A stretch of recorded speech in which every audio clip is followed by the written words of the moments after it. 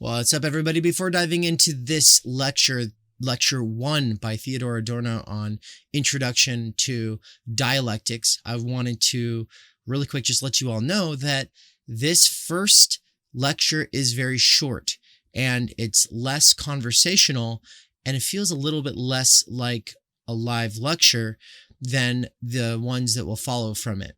And that is because lecture 1 was actually the audio for that lecture, because these were recorded in 1958. That was lost. The recording was lost for lecture 1, and so all they had to go off of was notes, people's notes. And so this is basically a very, very shortened version of the first lecture that Adorno gave on this course. So the ones in the future, starting with lecture 2 and onward, will be a lot more conversational. He will say things like, ladies and gentlemen, and he'll be a little bit more conversational sometimes, which is very nice. Makes it all a lot more approachable. But there's like a pro and a con when something is short and less conversational. It can be a little bit more dense, a little bit harder to pay attention to. But at the same time, because it's shorter, you have more time to listen to it a second time. So, have it your own way. In the meantime, I hope you all enjoy lecture 1. All right, everybody, welcome to lecture 1 in the series that Theodor Adorno did in the late 1950s on Introduction to Dialectics. So I already did a long introduction to this series, so today I'm just going to be jumping right into it. In that introduction, I talked about why I want to do this. I also talked about what I hope you will get out of it. I also talked about why it's ultimately something that you have to kind of undergo yourself. But when it comes to Adorno's introduction, because this was originally something he did as a series of lectures to a public audience, it's a little bit more understandable than his written words. So I'm bringing Adorno back into the oral form. And if this turns out to be something that you enjoy or find useful, then I hope to do more in the future, or I will if there's demand for it. But for right now, I figured this is something that I can do that will benefit me because it's something I need to be thinking about more. I'm planting the seeds to think about dialectics more in the future right now by doing this here on this side of 2021, because on the other side of 2021 or next year, I plan on going a bit deeper into the subject of this field. And so this is a way for me to kind of put some roots down, to get thinking, to get that going. All right. And so I hope that it'll also prove to be something useful to you. And if not, then maybe later you'll realize it could be useful and you'll come back to it. But my big disclaimer before I jump right in is I will not be stopping and unpacking every complicated word or sentence. Sometimes they're not that important. Other times you'll get it over time. You'll just get a sense for what's being said. Sometimes I will unpack it. But the main thing is that this is not meant to just be done once. It's meant just kind of feel like you're window shopping. Listen, don't try to understand and absorb everything. You can always come back over it later. And just the way that the mind works is it will next time, if you really do try, the next time you'll get more out of it. And the next time you'll get even more out of it. And that when it comes to dialectics, this is something that's going to help you think about everything. It'll help you think about everything that is real, everything that exists. It'll help you understand how things relate. I'm not saying that it's the philosophical approach. I'm not saying that it's always correct. I'm not saying that Hegel is great or that Marx had it 100% figured out, or that Adorno understands either of those two thinkers, or Plato for that matter, in the absolute correct way. But I'm saying that everybody in their philosophical journey has to, at some point, spend some time trying to understand dialectics, and it sure is a lot better to hear it from the mouth of Adorno than just a professor who is kind of blowing through a college 101 class and just says that it's basically thinking about things in terms of a thesis and an antithesis and a synthesis, which is bullshit. So, all right, let's jump in to the lecture, the first lecture from May 8th, 1958. Let's get it going. All right, here we go. The concept of dialectic, which we shall explore here, has nothing to do with the widespread conception of a kind of thinking which is remote from the things themselves and revels merely in its own conceptual devices, which, by the way, is exactly how people who don't like the dialectical thinkers tend to kind of characterize them as sort of, oh, it's a navel-gazing, self-masturbatory kind of thing that only deals with the concepts in relation to one another, has nothing really to do with reality. That's why people call Plato and Hegel idealists, is because that's what they think that they are doing. Indeed, at the point in philosophy where the concept of dialectic first emerges in the thought of Plato, it already implies the opposite, namely, a disciplined form of thought which is meant to protect us from all sophistic manipulation. Sophistic manipulation would be rhetoric. Sophistry is the art of teaching people what to say, or what they ought to say, teaching people knowledge of the norms and rules of society, but not necessarily teaching them how to think. Plato claims that we can say something rational about things only when we understand something about the matter itself, in reference to the Gorgias and the Phaedrus, which are two of Plato's dialogues. In its origin, the dialectic is an attempt to overcome all merely conceptual devices of spurious argumentation, and precisely by articulating conceptual thinking in a truly rigorous fashion. Plato attempts to counter his opponents, the sophists, by use of their own means. All the same, the concept of dialectic as it has come down to us from classical thought is very different from what I mean by the term. For the ancient concept of dialectic is the concept of a philosophical method, and to a certain extent, this is what it has always remained. Dialectic is both. It is a method of thought, but it is also more than this, namely a specific structure which belongs to the things themselves, and which, for quite fundamental philosophical reasons, must also become the measure of philosophical reflection itself. Not just how to think, but also a way of qualifying the things that we think about. What dialectic means for Plato is that a philosophical thought does not simply live there where it stands, as it were, but continues to live when it informs our consciousness without our realizing it. See, no idea lives on its own and can be analyzed on its own, but in a sense, insofar as we understand it or begin to develop our understandings of it, we're changed. And the idea itself undergoes a process of change. Platonic dialectic is a doctrine which enables us to order our concepts correctly, to ascend from the concrete to the level of the highest and most universal. In the first place, the ideas are simply the highest general concepts to which thought can rise. On the other hand, dialectic also implies that we can subdivide these concepts correctly. This question regarding the correct division of our concepts brings Plato to the problem of how to articulate concepts in such a way that they are appropriate to the things which they encompass, right? So any concept, if it is speaking about stuff in reality, could be said to encompass the stuff that it's either describing or representing or pointing towards. And I'll reread that sentence. He says, this question regarding the correct division of our concepts brings Plato to the problem of how to articulate concepts in such a way that they are appropriate to the things which they encompass. This is a basic philosophical problem. On the one hand, what is required is the logical formation of concepts, but this must not be achieved in a coercive way in accordance with some schema. Rather, the concepts must be formed in a way that is appropriate to the thing in question. Okay?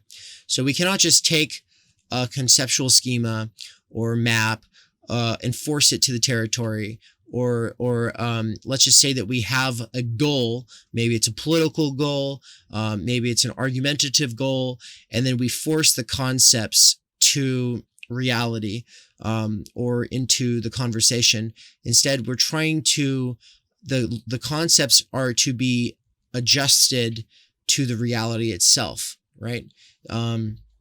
Sophistry, especially in ancient Greece, was always like this. You take an aristocrat, you take a political citizen, and you are equipping them with the things to say and how to think about things that will make them successful in the society that they live in, whether that is going to be, whether that has more to do with the religious, business, or state kind of aspects of power at the time.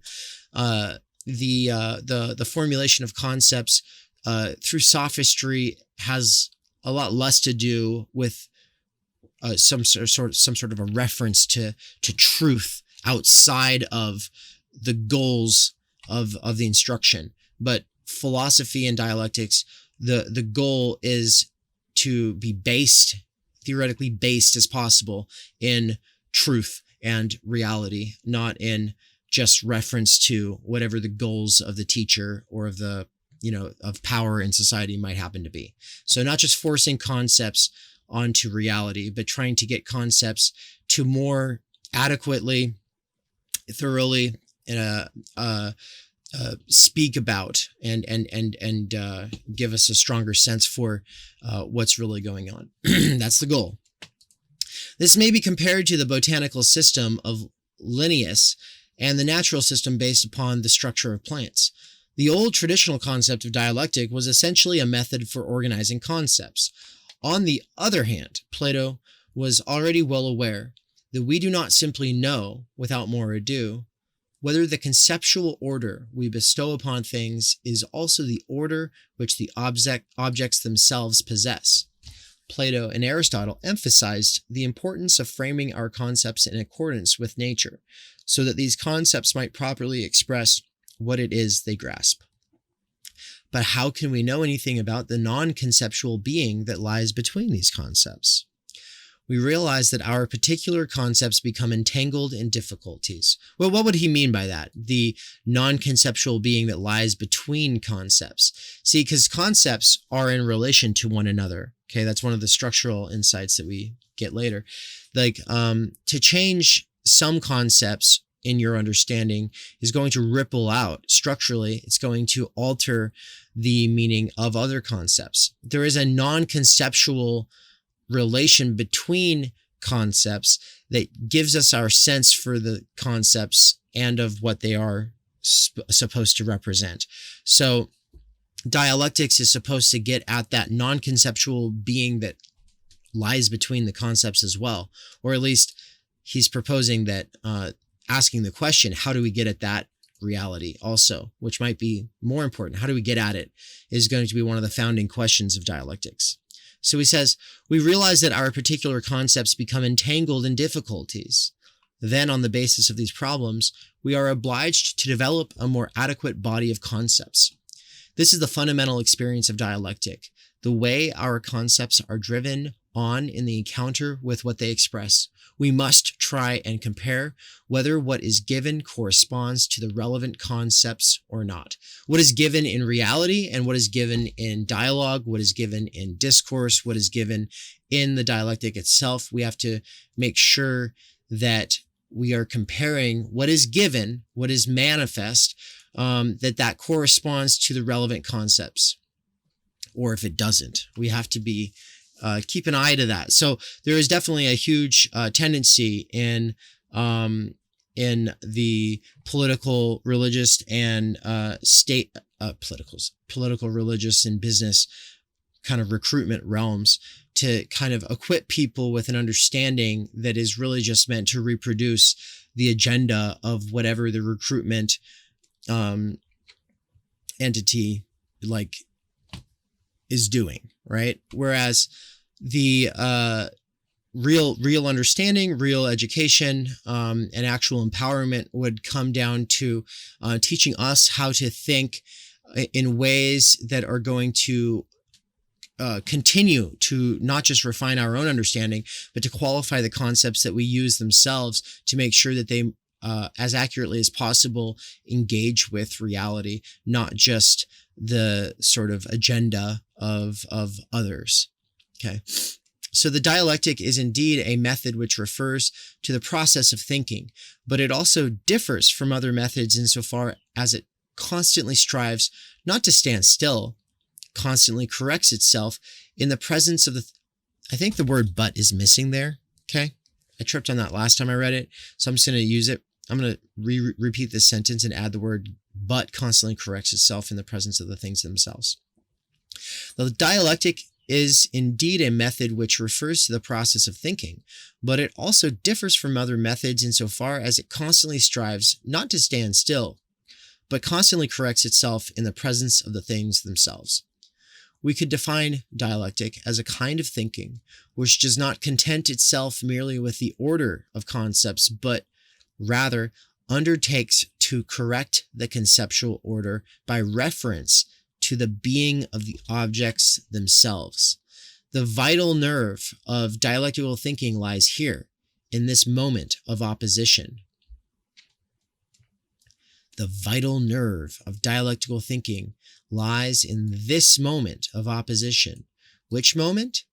Go back to that sentence. We could define dialectic as a kind of thinking which does not content itself merely with the order of concepts, but rather undertakes to correct the conceptual order by reference to the being of the objects themselves. So concepts are in reference to objects, and we want to make sure that the order of our concepts and the way they are framed are in relation not to the mere order of the concepts themselves as we would want them to be or as other people would want them to be, but in a way that is best fit to speak about reality itself. Okay. Dialectic is the reverse of what it is generally taken to be. Rather than being simply an elaborate conceptual technique, which is the way it's normally taken to be, it is the attempt to overcome all merely conceptual manipulation, to sustain at every level the tension between thought and what it would comprehend. Dialectic is the method of thinking which is not merely a method, but the attempt to overcome the merely arbitrary character of method and to admit into the concept that which is not itself concept. On the issue of exaggeration, it is claimed that truth must always represent the simpler or primitive level, while what is more remote can only be a further arbitrary addition. This view assumes that the world is the same as the facade it represents, which would be like vulgar phenomenology and vulgar empiricism both do this. They both just assume that reality is appearance. Right? Philosophy has never been content with that. And that's why it gave rise to science also, is because you do not just go along with the way things appear or intuitively make sense. You go deeper. You always go deeper. You always challenge what seems right and take it to its limit. And exaggeration is what he's talking about right now. That's going to be that's going to be one of the methodological tools in the toolkit for taking things past the way that they merely appear. He says, philosophy should fundamentally contest this idea. The kind of thinking which shuns the effort to overcome inveterate ideas is nothing but the mere reproduction of what we say and think without more ado. Philosophy should help us to avoid becoming stupid. In a conversation with Goethe, Hegel once described dialectic as the organized spirit of contradiction. Every thought which breaches the facade or the necessary illusion which is ideology is an exaggeration. The tendency of dialectic to move to extremes serves today precisely to resist the enormous pressure which is exerted upon us from without. The dialectic realizes that it furnishes thought, on the one hand, and that which thought strives to grasp on the other. So dialectic doesn't just furnish thought. It doesn't just provide us stuff to think about, but it also, that which thought strives to grasp. It's going to actually not just equip us with the stuff of thinking or the method for thinking, but also it will help us get closer to that which thought strives to grasp. What does thought strive to grasp? What does this mean? Does your thought strive to grasp things? What is your thought strive to grasp? Maybe he'll get more into this. Dialectical thought is not merely intellectualist in character, since it is precisely thought's attempt to recognize its limitations by recourse to the matter itself.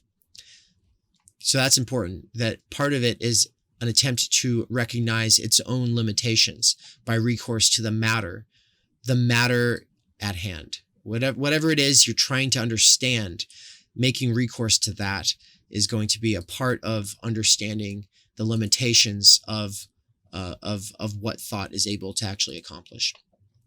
How does thought succeed within its own thought determinations in doing justice to the matter? In the phenomenology, Hegel claims that immediacy returns at every level of the movement which thought undergoes.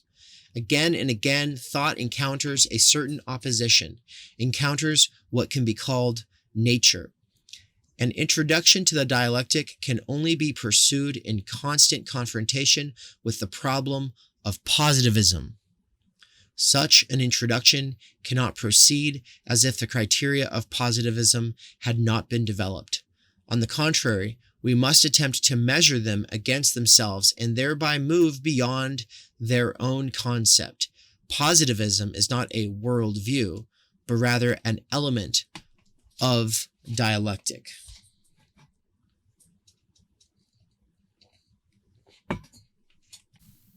All right, so that actually closes it out for lecture 1. I'm just going to be really short here at the end because I don't want to get carried away with the exegesis portion, my interpretation of what everything here means. But he's basically saying, though, here at the end, that positivism is part and parcel to dialectic, that it's not separate from, that what positivists are doing is not something that can be separated from the dialectic, though, of course, in the positivist's mind, there is no dialectic. There's only empiricism, logic, and math. That's it. So for anyone who doesn't know, the positivists at the time that Adorno was giving these lectures were people in the Vienna circle, like people like Carnap, Bertrand Russell comes to mind. Later, A.J. Ayer comes to mind. I don't know exactly who was. Karl Popper is a huge positivist, and so I don't exactly. I mean, I don't pretend to be an expert in understanding what all those guys were doing and how the Frankfurt Schoolian people were different, but there's kind of the Vienna Circle and their satellites versus the Frankfurt School and their satellites, very two different things. One focuses on social issues and radical change, whereas the other one is reformist and doesn't really think that we can understand nearly as much as the Frankfurt School guys tend to think that we can understand or change. So dialectics, basically Adorno, I think here at the end that he's saying that insofar as positivism gets some things right, that's just aspects of the dialectic, and that dialectical thinking and that the dialectics in reality encompass the aspects of positivism that work, but those aspects are only part and parcel to the bigger picture that the positivists usually miss, right? They usually miss the bigger picture. That's what he's trying to say. I don't know if it's true. I don't know what you think about that. Let me know if you know anything more about that than I do. I obviously don't know too much, and so I look forward to your comments going forward, and if this turns out to be something that is beneficial for everyone, then we'll do more of them. But there you go. Introduction to Dialectics, Lecture 1 from 1958. Wow. Adorno lives on, speaking through the voice of the plebe. And we all get to, in a sort of sense, be there for it. Pretty cool. All right, everybody, take care.